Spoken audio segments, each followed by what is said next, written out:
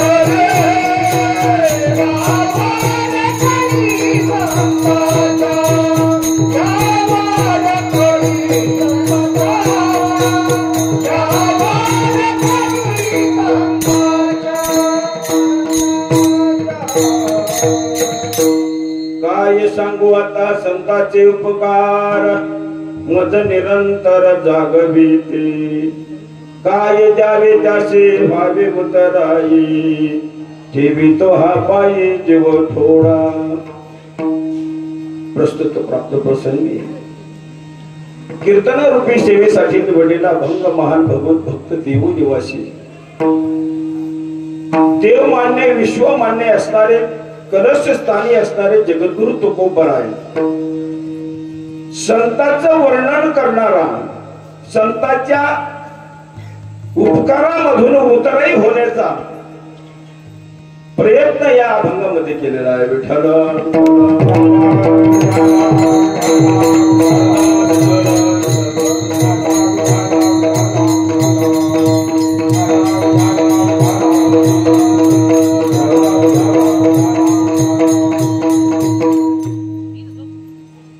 अभंगाकडे वळण्यापूर्वी थोडासा परिहार द्यायचा तो असा चालू असणारा हा अखंड हरिनाम सप्ताह या सप्ताहातील तिसऱ्या दिवसाची कीर्तन सेवा माझ्यासारख्या पामराच्या वाटेला आली आणि ज्या टायमाला या सेवेसाठी जो अभंग निवडला ते जगद्गुरु तुकोबराय आहे चालू असताना आपण सर्वजण एकत्रित येऊन अगदी आगळ्या वेगळ्या पद्धतीचा हा सोहळा या ठिकाणी साजरा करत आहोत रामनवमी ते हनुमान जयंती हा उत्सव आपण आपल्या गावामध्ये करत असताना काही तरुणांनी अनेक अशा प्रकारचं वेगळं सहकार्य या ठिकाणी दिलं आणि त्याच्यामुळे या वर्षी आपण थोडा वेळेमध्ये बदल केला आणि वेळेमध्ये बदल करून आपण कीर्तनाची सेवा 7 ते 9 ठेवून रात्री 9 ते जोपर्यंत येतील तोपर्यंत जेवणाचा कार्यक्रम या ठिकाणी ठेवला अगदी विशेष अशा प्रकारचं अगदी भरपूर असं सर्व ग्रामस्थ आपण सर्व या सप्ताहासाठी सहकार्य करतात अगदी तरुण असतील तरुणाचे सुद्धा भरपूर असं सहकार्य आहे आणि तरुणाच्या जीवन ही उडी मारायची असते म्हणून तर तरुणांनी जास्तीत जास्त सहभाग घेऊन या चाललेलं जे पारमार्थिक कार्य आहे हे उंचीवर कळसावर नेम ठेवायचे म्हणून हा जो उपक्रम राबवत असताना अगदी आनंद होतो मनाला का याच्यामध्ये तरुणही सहभागी झाले म्हातारी झाले सर्व ग्रामस्थांनी एक विचाराने एक दिलाने असा अखंड हरिनाम सप्ताह या ठिकाणी पार पडत असताना या सप्ताहातील तिसऱ्या दिवसाच्या कीर्तन सेवेसाठी संतांच्या उपकारातून उतराई होण्यासाठी कसं व्हावं असा सांगणारा या आशयाचा अभंग आज सेवेसाठी निवडला आहे. विठ्ठल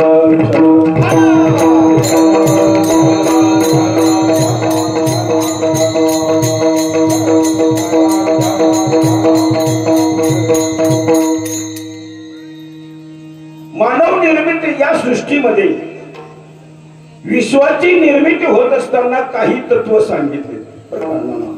काही तत्व सांगितले. विश्वाची निर्मिती करत असताना काही तत्व या ठिकाणी सांगितल्या जातात. तत्व सांगत असताना ज्या टायमाला विश्वाची निर्मिती होती त्यावेळेस फक्त दोनच तत्व सांगितले. दोन तत्व असे सांगितले विश्वाची निर्मिती करत असताना. एक म्हणजे ब्रह्म आणि एक म्हणजे माया. ब्रह्म आणि माया. ब्रह्म हा आपल्याला काय करतो, या धर्तीवरती जन्माला घालतो. ज्यावेळेस धर्तीवरती जन्माला घालत असताना ज्या टायमाला मानवी रूप धारण झाल्यानंतर त्या देहाची जी निर्मिती होती ती देहाची निर्मिती कोणापासून होते? आई आणि बाबापासून. आई आणि बाबापासून निर्मिती या देहाची होते. पण या देहाचा उपजीविका ज्या टायमाला या देहाची उपजीविका जी असते ती दोनच तत्वावर असते. एक म्हणजे अन्न आणि दुसरं पाणी. याच्यावरतीच हे शरीर चालतंय है ना. पण याच्याही पेक्षा पुढे जाऊन मला सांगायचं या देहाचा जर उद्धार व्हावा असं वाटत असेल तर त्याच्यासाठी तेही दोनच तत्व आहेत. एक आहे देव, एक आहे